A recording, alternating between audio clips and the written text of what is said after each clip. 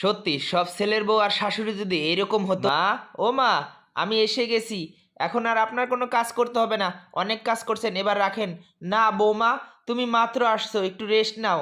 মা, আমি তো বাবার বাড়ি রেস্ট নিতেই গেছিলাম। আপনি অনেক কাজ করছেন, আপনি একটু আসেন, আরাম করেন, আমি সব কাজ করতেছি।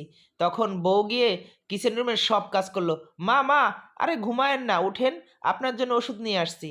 তখন মায়ের হাতে ওষুধ দিল, আর শাশুড়ি মাও সেই ওষুধটা খেয়ে নিল।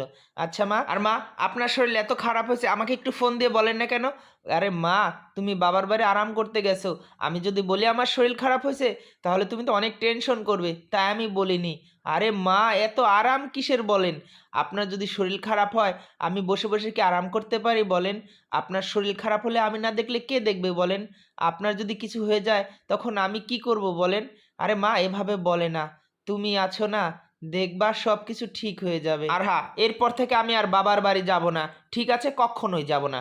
আরে মা, তুমি তোমার বাবার বাড়ি ছেড়ে আমার কাছে আসছো, আমি যদি তোমাকে একটু ভালো না রাখতে পারি, তাহলে কেমনে হয় বলো? আমারও তো মেয়ে আছে। সত্যি আপনার মতো শাশুড়ি যদি সব মেয়েরাই পেতো। এই বলে শাশুড়িকে জড়িয়ে ধরলো।